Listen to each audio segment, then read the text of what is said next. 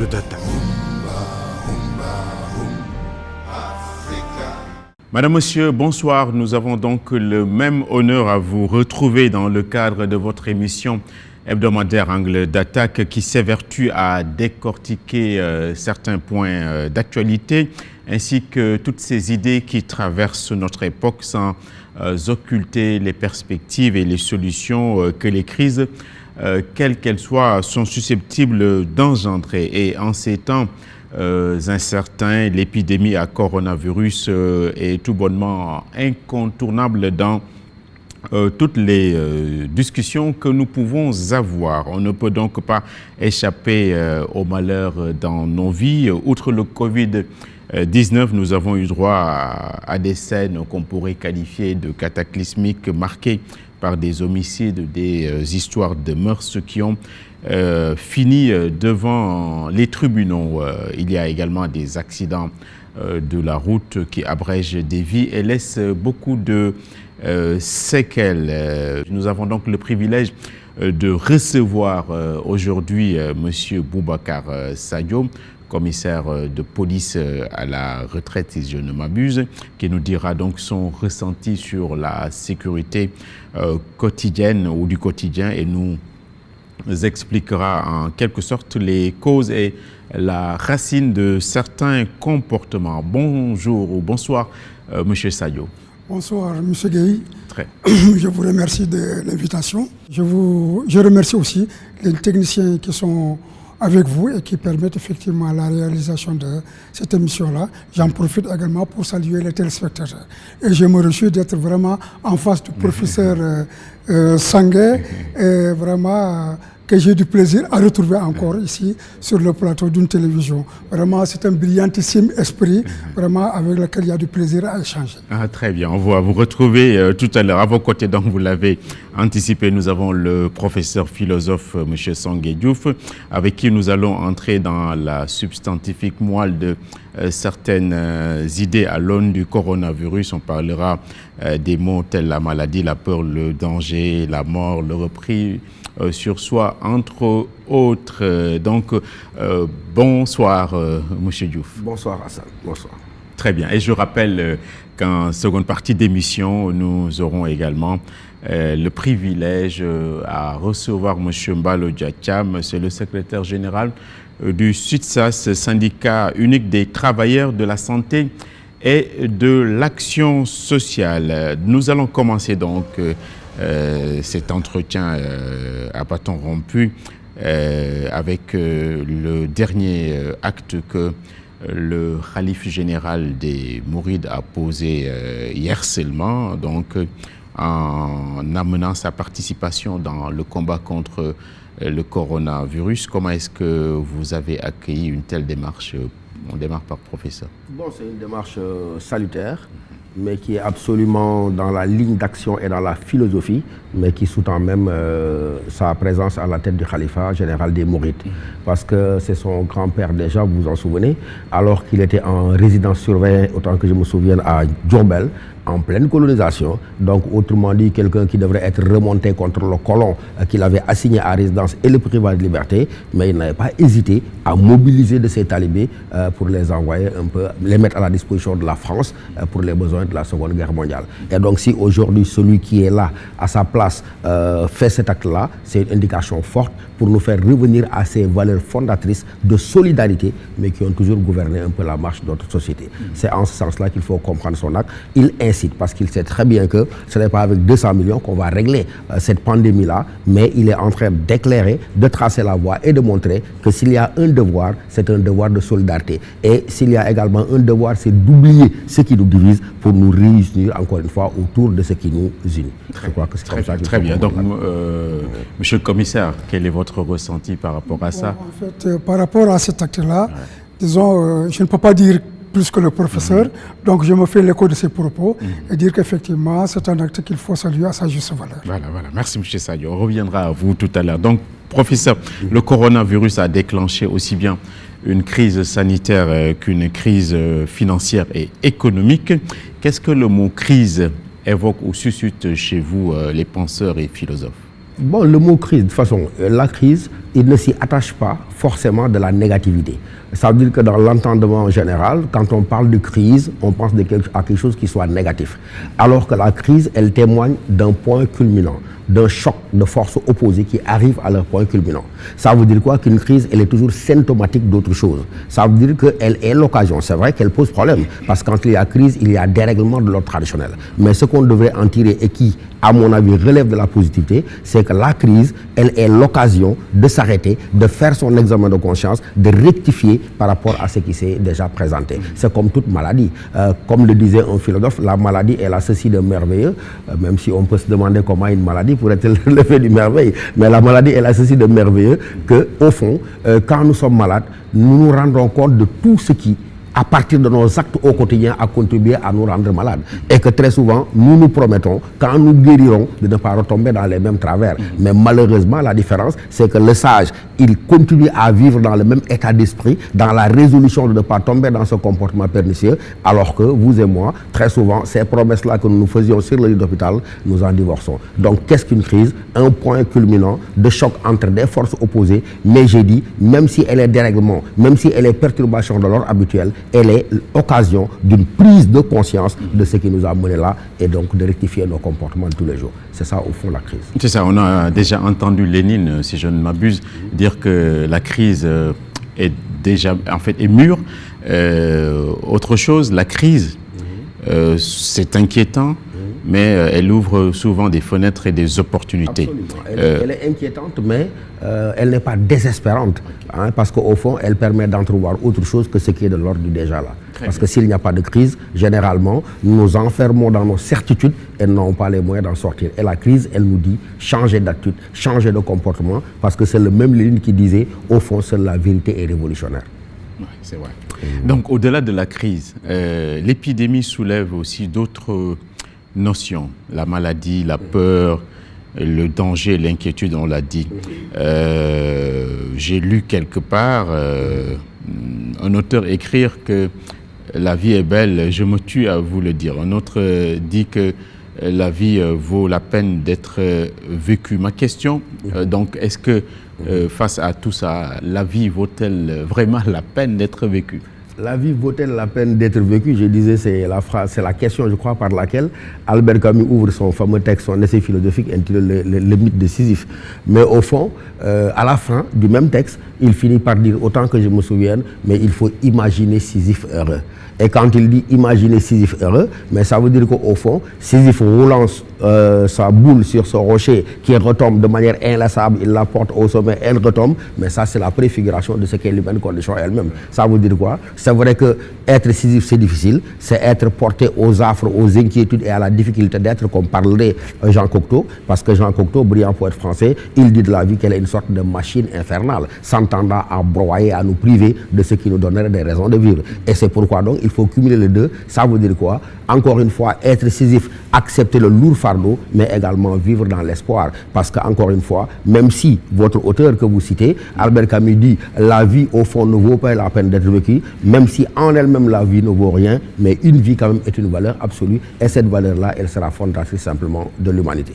Et donc de ce point de vue-là, ce que nous devons en retenir, c'est que quand il y a des épidémies, et même aujourd'hui de pandémie, parce qu'on parle, en parlant du coronavirus, de pandémie, vous avez parlé de rapports que nous entretenons avec la maladie, vous avez parlé de repli sur soi, mais ça veut dire quoi? Ce que je disais tout à l'heure au début de mon propos, les crises nous rendent capables d'être ce que nous sommes et de nous découvrir en réalité. Ça veut dire quoi? Si vous faites attention, le type de réponse qu'on adresse à la maladie, elle dépend de l'arrière-plan culturel sur lequel on s'est adossé. Vous voyez très bien que, par exemple, il y a des manques, je crois, de masques. C'est un pays, si je me souviens bien, l'Italie, qui en a demandé à un autre pays, je n'ai pas envie de citer pour créer un instrument diplomatique, et l'autre pays a dit nous n'en avons pas suffisamment, et donc nous avons peur de vous en donner parce que nous risquons d'en manquer chez nous-mêmes. Et donc cette réaction-là, elle ne peut pas être une réaction de quelqu'un qui vient d'un pays comme le Sénégal, elle ne peut pas être une réaction d'un pays africain de manière générale. Pourquoi? Parce que les notions de solidarité telles que nous les vivons et les comprenons ne sont pas exactement les mêmes telles qu'on les vit dans l'univers occidental, parce qu'ils sont tous héritiers de Descartes, et le rationalisme cartésien s'opposerait ici à d'autres valeurs, mais qui viendraient contrebalancer. La peur, La peur, on a lu également quelque part que ça fait battre le cœur. Deux, ça modifie le flux sanguin. Et ça vous inspire quoi, la peur? Oui, la peur, ce qu'elle m'inspire, c'est qu'au-delà de cette description physiologique, anatomique que vous en faites, très scientifique d'ailleurs, il faudrait la dépasser pour montrer simplement que c'est la peur qui définit l'homme. Un chanteur disait, et je le taquinais à l'occasion, c'est l'homme qui a peur, sinon il n'y a rien. J'ai dit, il y a toujours quelque chose.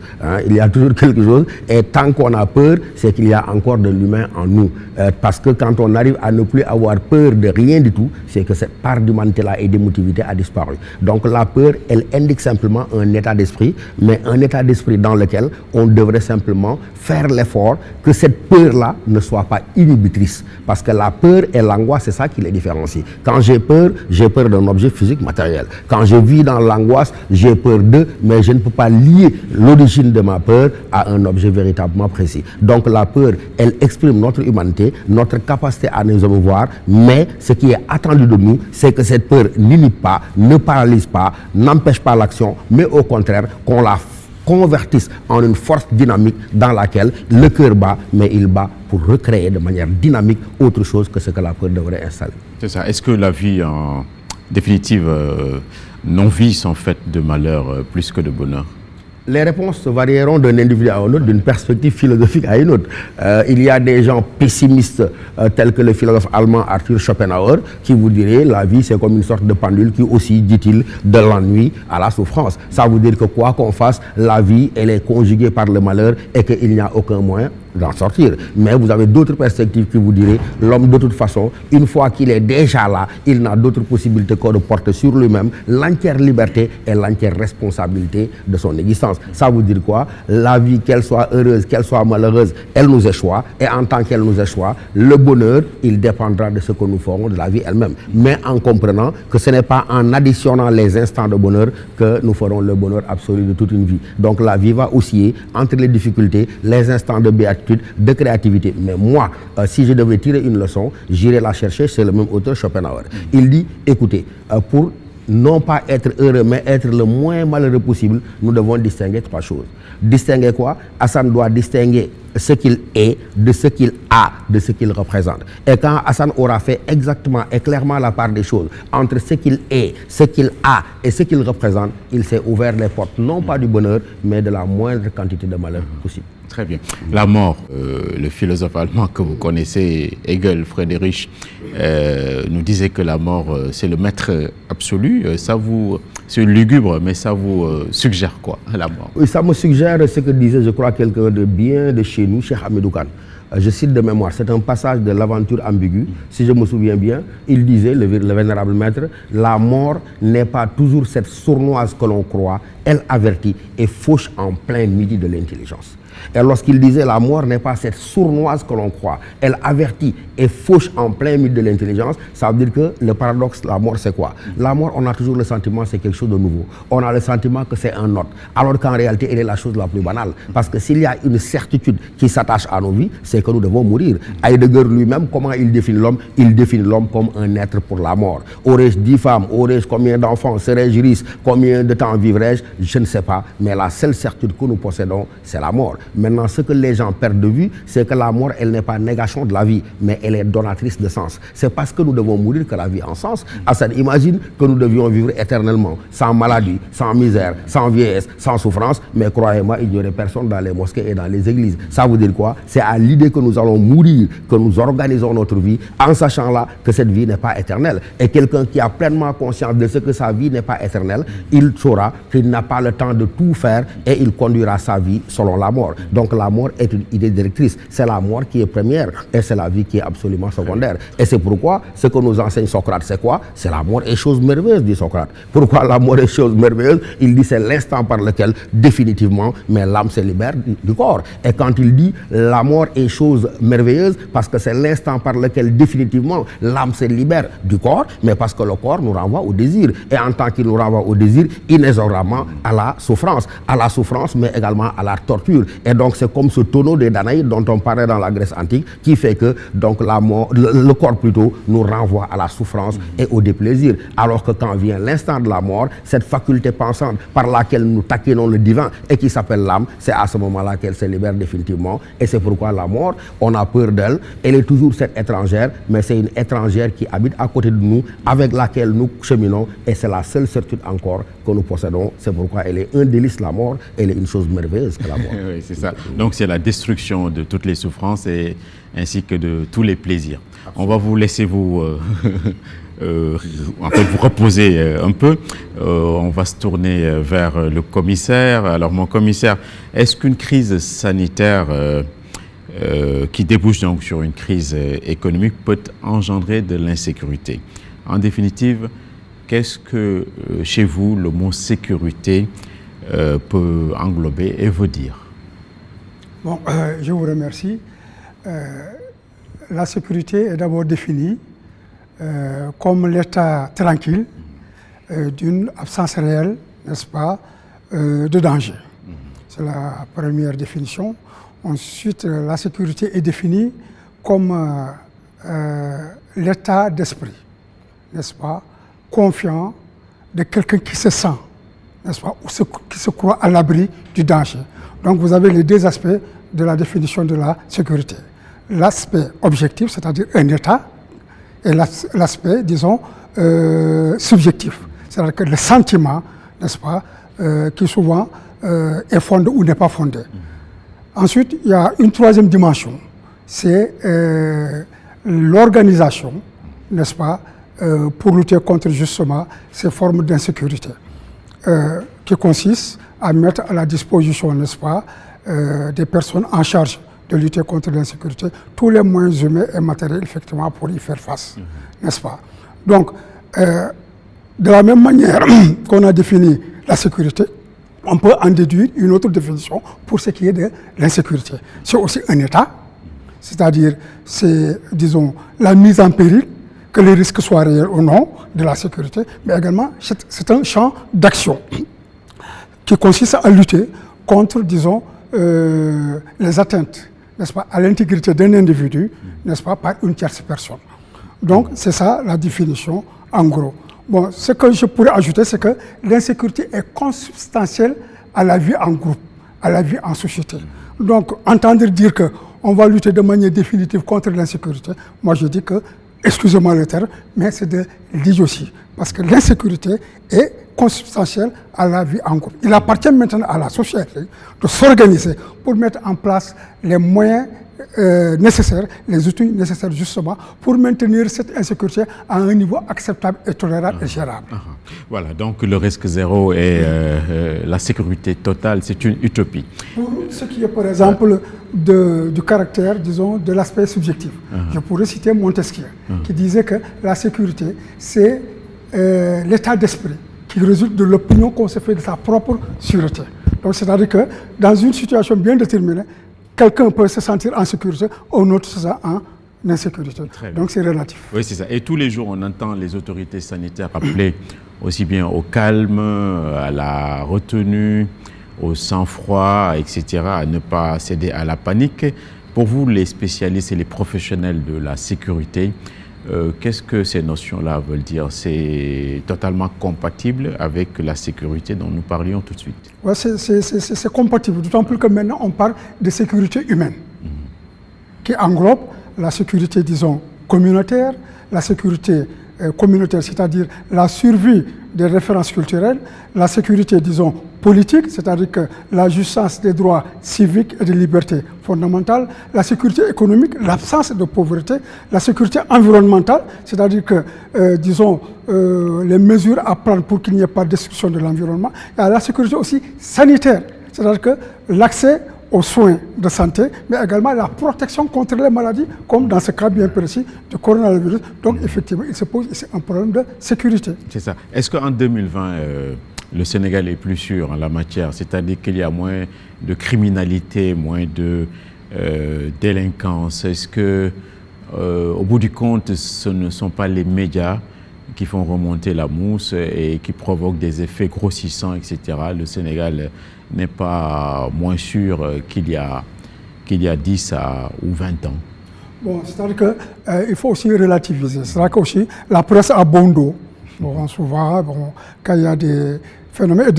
D'ailleurs, on entend souvent les responsables de la sécurité dire qu'il n'y a pas d'insécurité, mais plutôt un sentiment d'insécurité. C'est un peu pour minimiser, effectivement, le phénomène. Bon, en fait, ces histoires de meurtres, etc., ça ne date pas de maintenant. Effectivement, il faut reconnaître qu'il y a l'effet amplificateur et grossissant, effectivement, de la presse. Maintenant, il y a une pluralité de presse. Les médias en ligne, etc., qui sont informés vraiment à la minute même, n'est-ce pas? Nous sommes dans le temps de la virtualité et de la célérité. Mais en fait, c'est des phénomènes qui datent depuis longtemps. Moi, je me rappelle très bien quand j'étais à Guédiawaye. C'était en 84, c'était mon premier poste comme commissaire de sécurité publique. Mais j'ai assisté effectivement à un cas de meurtre quand j'ai pris service. 15 jours après, j'ai été à Médina Gounass, n'est-ce pas? Il y avait un vendeur de tangana qui a été égorgé. C'était en 85. Je suis venu faire le constat. Bon, à peine j'ai touché sa tête que la tête a failli, disons, se détacher complètement du corps. Donc ça veut dire que c'est des phénomènes qui ont existé depuis. Mais il faut reconnaître effectivement qu'il y a l'effet grossissant de la presse, mais également c'est une réalité également qui est là, parce que la population a augmenté, donc les phénomènes se sont amplifiés, se sont étendus et ont augmenté, effectivement. Donc, on a assisté également récemment à un autre homicide avec la même barbarie à Thiès, dont a été victime une dame. Vous, à votre échelle, comment vous expliquez ces phénomènes-là? Bon, c'est-à-dire qu'aussi, il faut faire le départ entre l'insécurité et les violences. Et notamment certaines violences qui se passent dans des espaces privés, donc qui échappent au champ de compétences, de surveillance et de contrôle des forces de sécurité. Bon, vous savez, je crois que je pourrais à témoin le professeur, l'animalité et la bestialité existent dans l'être humain. C'est-à-dire que maintenant, c'est notre organisation sociale qui a fait que nous avons mis des remparts. C'est ce qu'on appelle le contrôle, disons, social, qui fait effectivement que cette bestialité et cette animalité-là n'arrivent pas à s'exprimer. Mais il arrive un moment où des sentiments qui échappent à la rationalité se manifestent, n'est-ce pas, auxquels l'homme n'a plus de prise. C'est la cupidité, c'est la jalousie, c'est la haine, c'est l'envie, etc., qui font qu'effectivement, la rationalité ne peut pas les endiguer. Et ça, maintenant, ça se manifeste effectivement par des actes de violence. C'est le cas, par exemple, pour ce qui est de la dame-là. Bon, il y a eu des rapports privés. On n'entre pas dans les détails pour respecter la mémoire de la bonne dame-là. Mais quelque part aussi, peut-être qu'il y a un problème d'argent qui se pose, etc. Et ensuite, vraiment, comme je l'ai dit, si on assiste à certains actes d'insécurité et de violence, c'est parce qu'effectivement, le contrôle social, c'est un peu délité. Le contrôle social, c'est un peu délité. Ça veut dire quoi? C'est-à-dire qu'il y a les institutions traditionnelles productrices d'ordre social qui sont en déliquescence. C'est l'école, c'est l'éducation, etc. Et on dit que l'éducation, disons, est le levier le plus sûr pour que dans un long terme, effectivement, on puisse contrer l'intolérance et les velléités de destruction du vivre en commun. Donc l'école, l'éducation, n'est pas seulement un lieu de préparation du futur et de l'avenir professionnel, mais également c'est un lieu de socialisation, de construction citoyenne, n'est-ce pas, de promotion des valeurs républicaines et des principes démocratiques. Donc effectivement, pour dire que l'école a son importance. Je crois qu'au niveau du contrôle social, vraiment, également, il faut que les gens aient beaucoup d'efforts à faire. Très bien. Très bien. On a vu également en traversant nos cités qu'il a été installé beaucoup de caméras dites de surveillance ou de protection. C'est selon. Est-ce que ça, c'est plus de garantie, c'est plus d'anticipation sur la sécurité des citoyens? Bon, évidemment, il y a un glissement quand même, un glissement lexical. N'est-ce pas? Parce qu'on ne parle plus de vidéosurveillance, parce que ça fait espionnage, etc. Donc on parle de vidéoprotection pour faire adhérer effectivement les citoyens effectivement à cette pratique-là. Bon, c'est une bonne chose parce que ça entre dans le cadre de la situation, de la prévention situationnelle. C'est-à-dire qu'avant, les gens disaient que la prévention consistait à agir sur le délinquant, n'est-ce pas, à modifier sa psychologie, etc. Mais les gens se sont rendus compte que le délinquant est un être rationnel. Donc, il est bon également d'agir sur l'environnement social. C'est-à-dire que faire en sorte qu'il soit découragé, faire en sorte qu'il n'espère pas beaucoup de gains, n'est-ce pas, dans l'acte et faire en sorte que le passage à l'acte soit difficile pour lui. On dit qu'effectivement, le délinquant est un être rationnel. Donc, justement, il faut tenir compte de cette rationalité-là pour faire en sorte que vraiment le passage à l'acte soit difficile. Donc, la vidéoprotection, c'est une bonne chose, hein, vraiment, mais disons que ce n'est pas un panacée.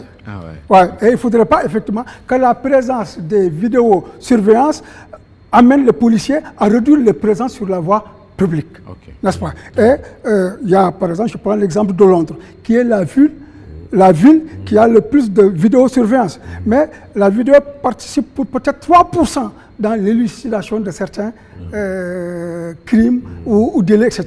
Donc vraiment, il faut vraiment l'utiliser en se disant qu'effectivement, c'est une bonne chose, mais également, il ne faut pas tout reposer sur la vidéo. C'est ça, on va revenir sur deux aspects. Dans le pays, le principal problème, c'est que les vidéos ne sont pas déclarées. Alors parce que ça, c'est une violation de ma liberté. Quand vous me mettez dans une zone sous vidéosurveillance, il vous est contraint de dire attention, ici, vidéosurveillance. Mais très souvent, les gens installent, ils ne savent pas qu'ils violent la loi et surtout violent votre propre intimité à vous. Donc quand c'est mentionné, je passe là, je sais que tous mes actes sont vus, c'est totalement différent de ce que je sois filmé, espionné sans que moi-même je le sache. Ça entre dans le cadre de certains principes. Il y a le principe de la transparence, il y a le principe du contrôle par les citoyens, qui a le droit d'être informé, il y a le principe de la nécessité, etc. Il y a beaucoup de principes qui régissent effectivement l'installation d'une vidéo sur le Il y en a même qui les mettraient dans les toilettes. Dans les toilettes, oui, c'est ça. Il faudra donc que ces choses-là soient mieux encadrées. Absolument. C'est ça. Il y a aussi, professeur, l'idée de responsabilité. Il y a beaucoup de voix qui s'élèvent pour demander à l'État de reporter certaines manifestations qui vont venir. Qu'est-ce que la responsabilité? Oui, il est clair que des situations analogues que celle du coronavirus renvoient à chaque entité, à chaque groupe social, le miroir de sa propre identité. Et donc, en toile de fond, je suis d'accord avec vous, c'est la notion de responsabilité qui est en jeu.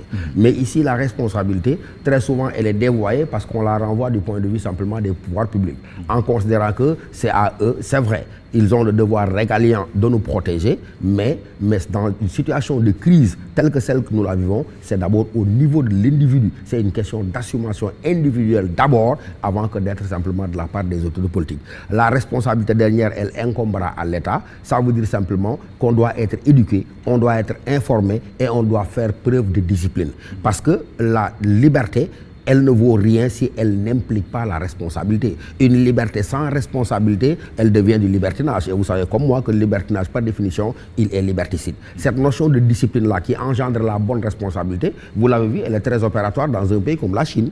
Bizarrement, c'est l'épicentre. C'est à partir de la Chine mais que cette pandémie s'est répandue à travers le monde. Mais vous voyez qu'ils ont même redémarré certaines activités vitales. Ça veut dire quoi? La discipline, la rigueur avec laquelle la population a obéi aux consignes de sécurité et de prudence données par l'État leur a permis de vaincre le péril. Alors que nos sociétés sont des sociétés extrêmement de l'indiscipline, des sociétés où presque la notion de responsabilité a disparu. Pourquoi? Parce que nous voulons réaliser le miracle d'une société, Hassan, où on ne sanctionne pas. Et une société, elle a pour corollaire indispensable la contrainte, mais qu'elle exerce sur ses membres. Et quand vous parlez de viol, vous parlez de violence, de meurtre, cela débouche sur une société où il n'y a plus de normes. En sociologie, je crois, on parle d'anomie. Mais pourquoi il y a anomie? Parce qu'encore une fois, sous prétexte de masla, sous prétexte de spécificité culturelle, nous ne sanctionnons pas. Et comme nous ne sanctionnons pas, plus personne n'est responsable de rien. Or, dans une société entièrement déresponsabilisée, il est clair que nous ouvrons la porte à tous les vices. Maintenant, je crois que, comme je disais, ce qu'il y a de positif, c'est que cela nous permet de comprendre qu'il y a des comportements qu'on ne peut plus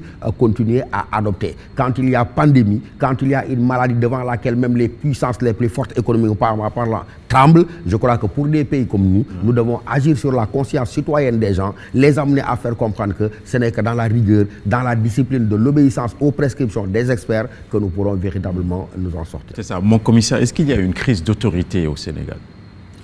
Une crise d'autorité, effectivement, on sent ça vraiment dans beaucoup de domaines. Surtout au niveau de la voie publique. Comme je disais l'autre jour, quand il y avait justement, disons, ces réflexions sur l'insécurité, sur le pic de violence qu'il y a dans ce pays-là. Moi, j'avais donné des recommandations parce qu'on avait prévu d'organiser un conseil présidentiel sur la sécurité. Mais comme vous voyez, ce conseil-là ne s'est jamais tenu. Et j'avais dit qu'avant qu'on arrive à ce conseil, n'est-ce pas, présidentielle sur la sécurité. Mais il y a des choses basiques qu'il faut régler. C'est-à-dire que j'avais demandé à ce que vraiment on élimine tous les bars clandestins de ce pays-là, et c'est possible. Parce que chaque commissaire de police, chaque commandant de brigade connaît et identifie et localise les bars clandestins qui se trouvent dans sa zone de compétence. J'avais dit, mais il faut qu'on arrive à imposer le port du casque pour la conduite de moto. Mais vous voyez ce qui se passe. Les pouvoirs sont impuissants. Et d'ailleurs, ce sont ceux-là même qui sont chargés de sanctionner cette infraction-là, qui la commettent, effectivement. J'avais dit, mais il faut parvenir à régler ce problème de surcharge et de surnombre au niveau des véhicules de transport en commun. Jusqu'à présent, ça persiste, etc.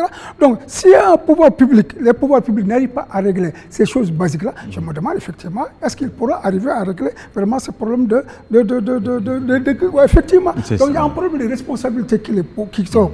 Il y a les textes, effectivement, pour s'appuyer, etc., pour mettre un terme à ça. Mais malheureusement, il faut la volonté politique nécessaire, effectivement, pour appliquer ça dans la rigueur la plus totale.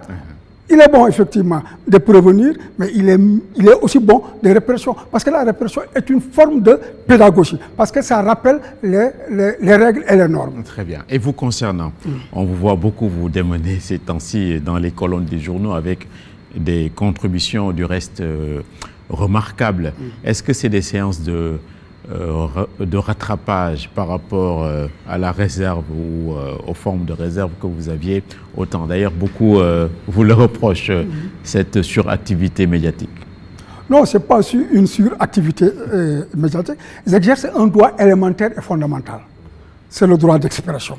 Pendant 30 ans, plus de 35 ans, j'étais dans un carcan statutaire qui ne me permettait pas de m'exprimer et d'exprimer mes idées personnelles. Il m'arrivait peut-être de faire des choses qui sont contre à mes principes, mais j'étais dans un carcan qui ne me permettait pas effectivement de m'individualiser ou de me singulariser. Maintenant que j'ai retrouvé vraiment ma liberté d'expression, d'opinion et de conviction, vraiment je suis libre en tant que citoyen effectivement de donner vraiment ma part de réflexion dans la marche du pays là. Si c'est bien, je dis que c'est bien. Si c'est mal, que je dis que c'est mal. Parce que ces gens qui sont au niveau des pouvoirs publics, ces autorités, à commencer par le président de la République, mais ceux qui sont en train d'exister comme charge là, on leur a confié.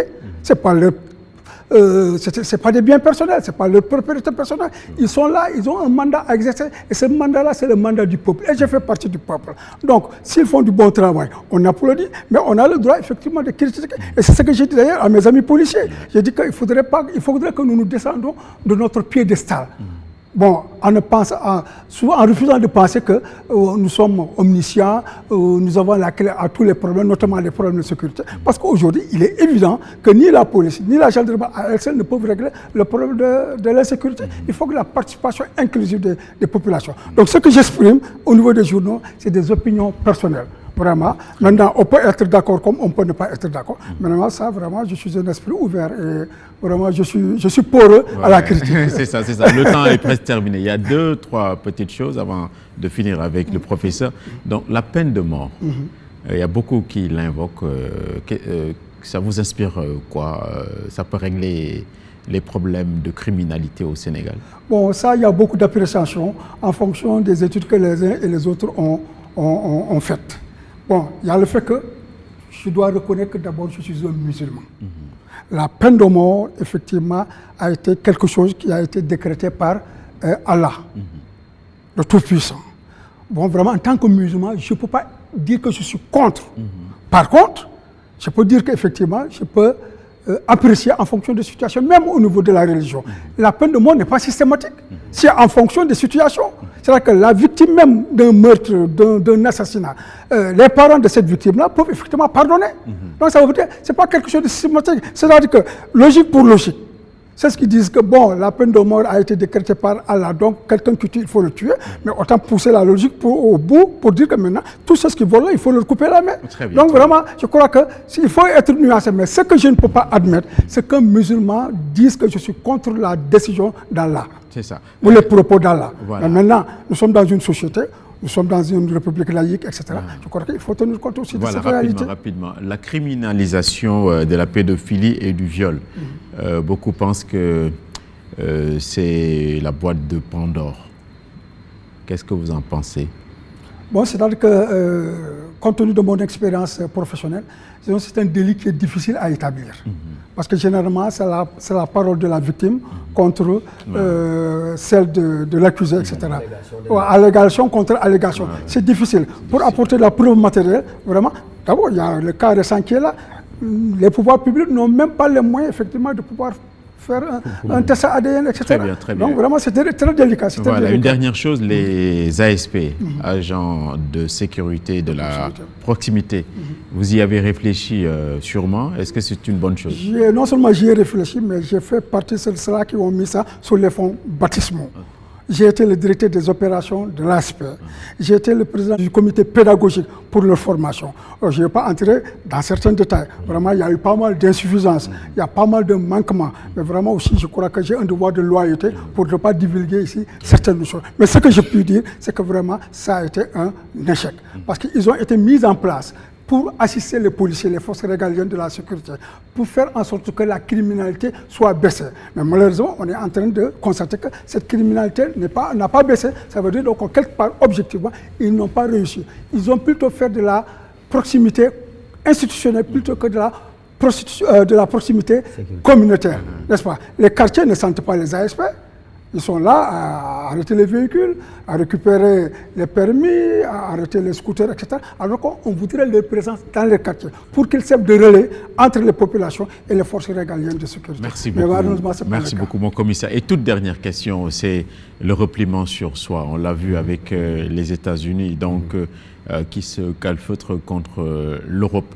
Le repli sur soi, c'est une attitude de survie noble ou bien c'est de l'égocentrisme, c'est de l'égoïsme tout court? Ça dépend. À l'échelle individuelle, le repli sur soi peut témoigner de deux attitudes ou de deux dispositions. Une sorte de mésestime de soi qui nous amène à nous replier sur nous-mêmes ou bien simplement, comme vous dites, une forme d'égoïsme. Mais ici, je crois, puisque vous parlez du coronavirus, c'est à l'échelle des nations. Je disais que la façon dont on se comporte à l'égard de cela mais témoigne simplement des valeurs culturelles qui sont nôtres. Parce qu'il est évident que si cela était le cas et que la Gambie demande au Sénégal s'il restait un dernier stock de masques, le Sénégalais, culturellement, serait disposé déjà à venir spontanément en aide. Donc ça veut dire quoi? Cette attitude de repli sur soi, ça veut dire la façon dont on est, la réponse que l'on apporte à ce conflit, à cette pandémie-là, dépend de la culture à laquelle on se réfère. Et il y a une valeur fondatrice de notre culture. Pour revenir au point de départ, l'acte posé par le Khalife général des Mourides, ça veut dire quoi? La solidarité. Et cette solidarité-là, elle fait que nous ne pouvons pas, nous Africains, nous Sénégalais, avoir le même type de repli sur soi que l'occidental par rapport à ce phénomène-là. Ce n'est pas un jugement de valeur, mais simplement des postures culturelles différentes qui commandent des réactions différentes quand il y a une situation de crise. Merci beaucoup, monsieur le professeur, pour la qualité de toutes les réponses. On en était fiers. Merci également, mon commissaire, pour la qualité également des réponses. Que je veux ajouter, parce que je suis devant un professeur de philosophie. Je crois qu'en matière de sécurité, on doit mener une réflexion profonde, une réflexion épistémologique sur la notion de sécurité, sur la sécurité, à partir du substrat culturel que nous vivons, à partir de nos réalités sociologiques, n'est-ce pas, à partir de certaines de nos références. Je crois que ça nous permettra de ne pas trop copier sur les catégories cognitives de l'Occident. Et ça nous permettra d'ouvrir notre propre voie pour déterminer vraiment une bonne stratégie, une bonne vision de la sécurité au niveau du Sénégal. Merci beaucoup, mon commissaire. On en était fiers donc que vous répondiez à notre invitation aujourd'hui.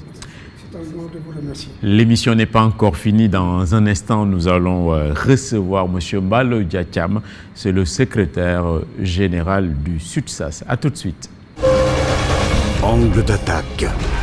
Nous sommes dans cette deuxième partie d'émission avec le secrétaire général du SUTSAS, M. Mbalo Diacham. Merci, M. Cham, d'avoir répondu à notre invitation.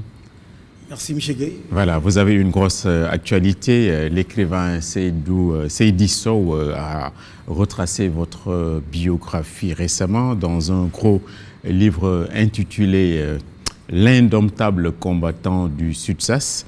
Est-ce que c'est vrai que vous êtes un lion indomptable comme les footballeurs qu'on connaît? Je vous remercie. Je salue aussi tous vos téléspectateurs. Pour ce qui est du livre, je ne fais que peut-être rendre un hommage à M. Seydi Sow, un hommage mérité. parce que donc il a milité au Sud-Sas. Nous avons traversé le désert donc à Ziguinchor parce qu'il était infirmier chef de poste à Baïla pendant que j'étais à la Banque de sang, l'hôpital régional de Ziguinchor.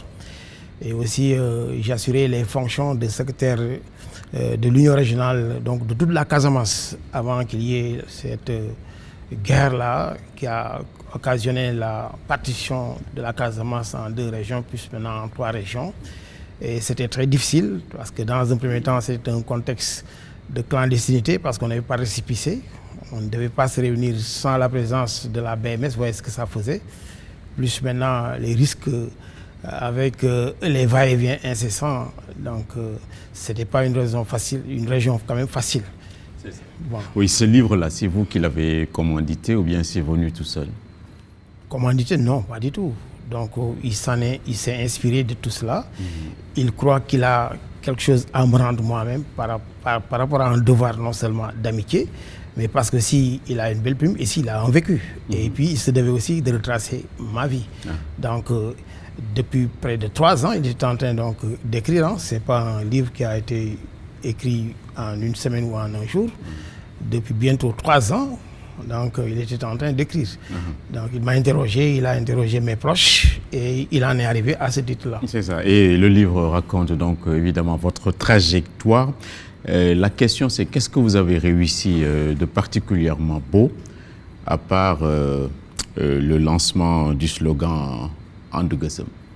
Non, And Gueusseum c'est tout récent. And Gueusseum c'est pas seulement on est dans une nouvelle coalition. Et on en a fait un leitmotiv, pour ne pas dire un cri de guerre. Donc ce n'est pas...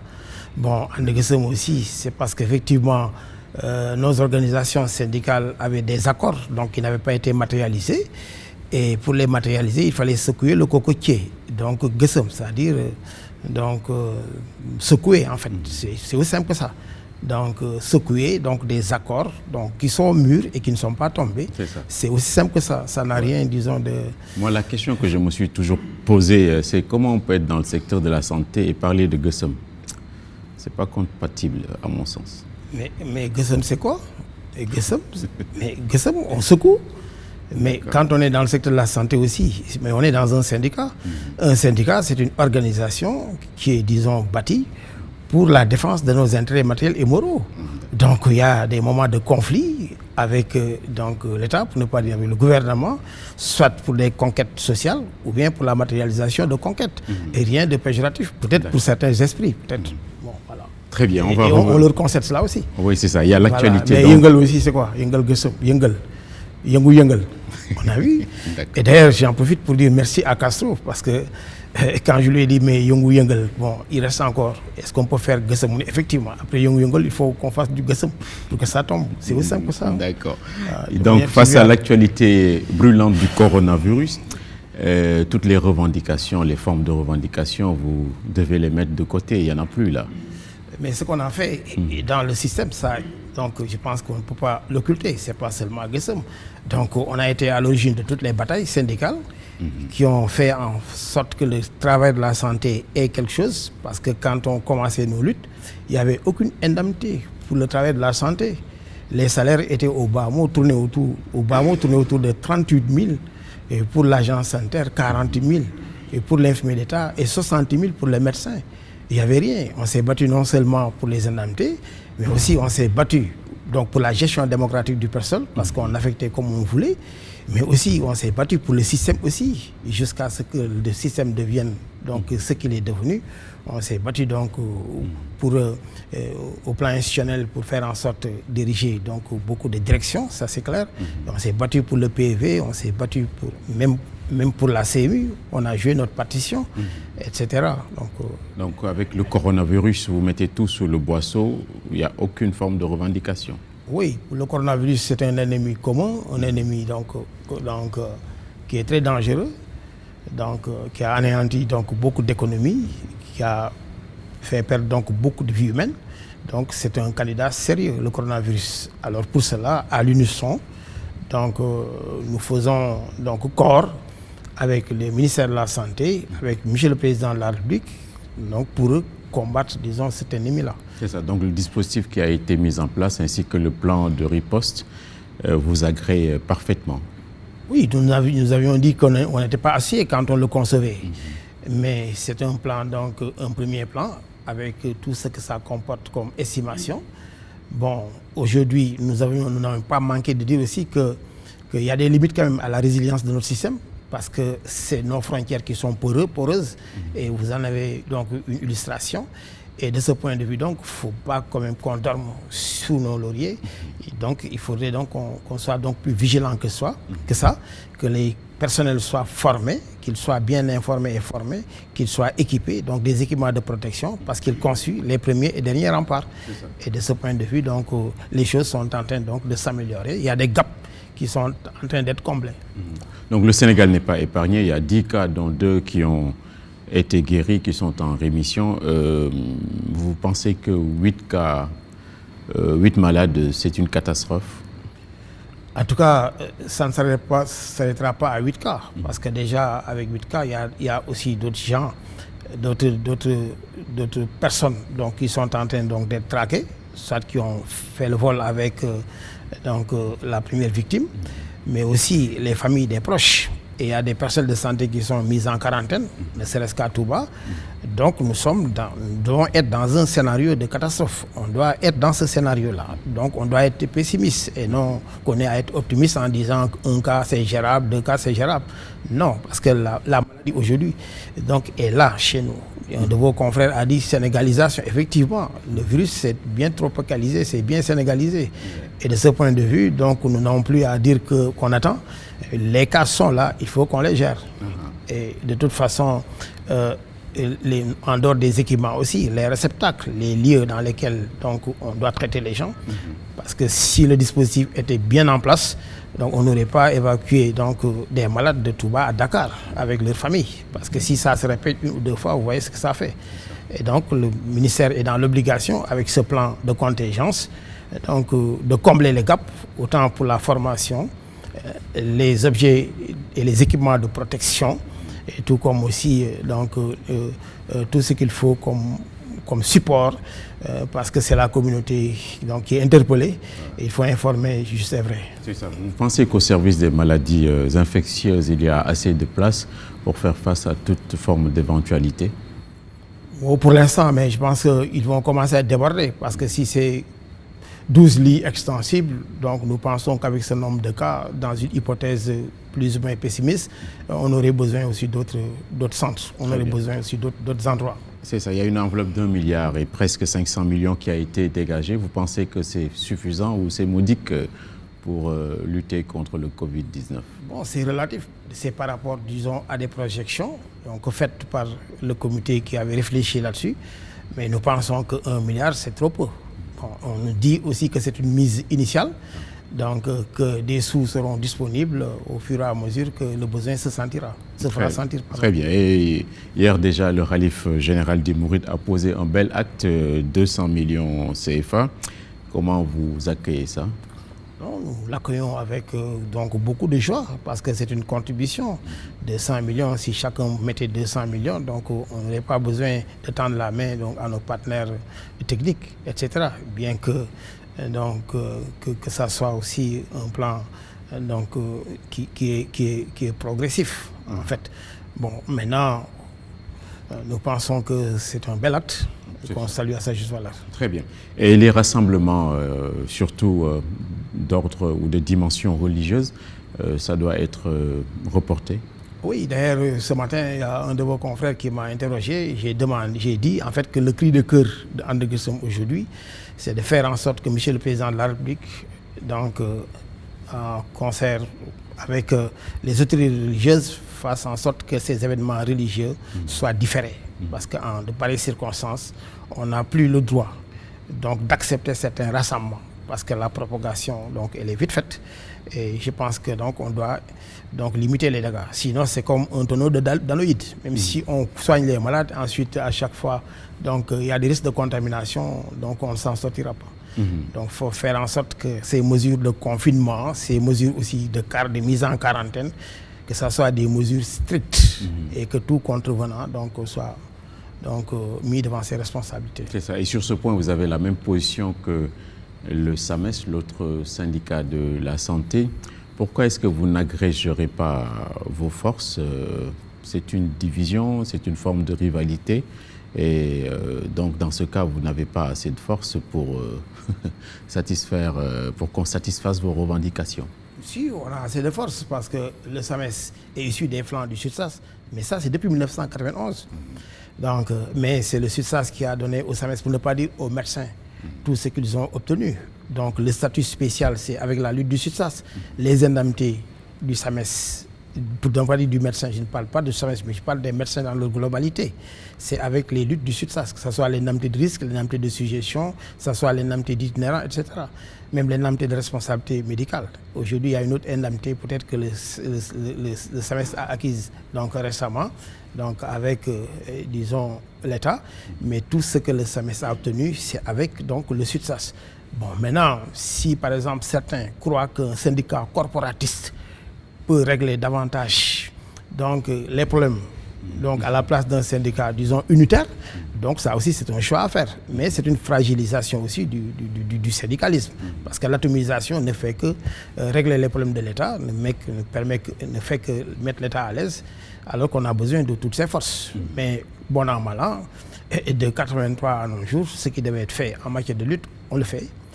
Par contre, c'est le gouvernement qui ne respecte pas ses engagements très souvent. Et ce qui pose ce problème. Et ce cercle vicieux de lutte, revendication, etc. C'est ça. Et vous-même, il semblerait que vous avez été mis à la retraite.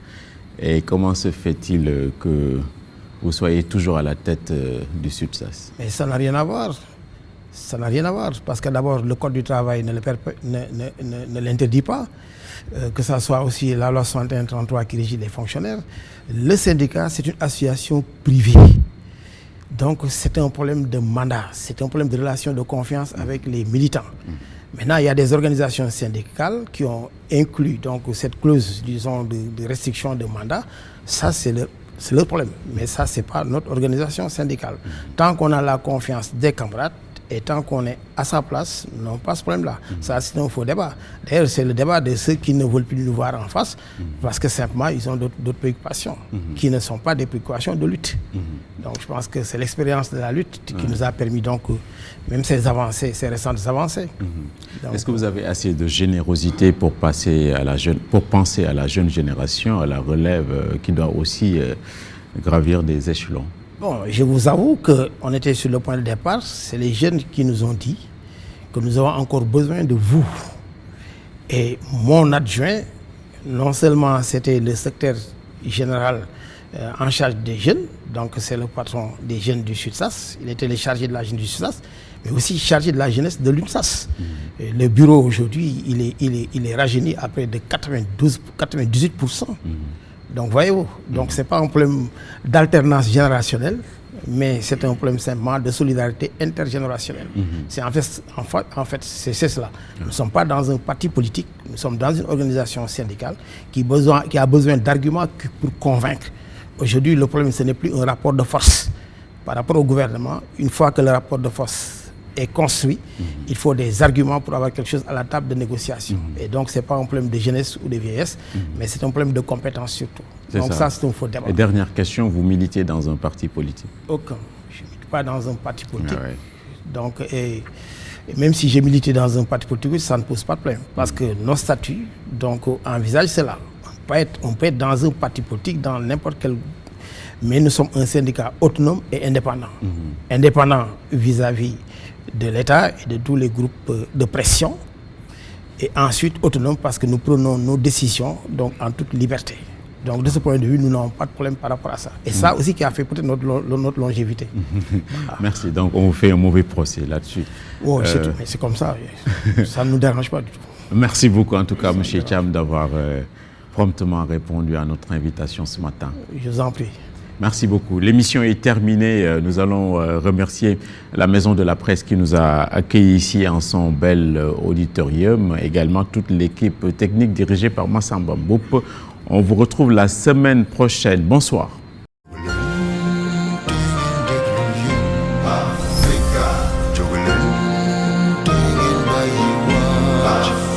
Angle d'attaque.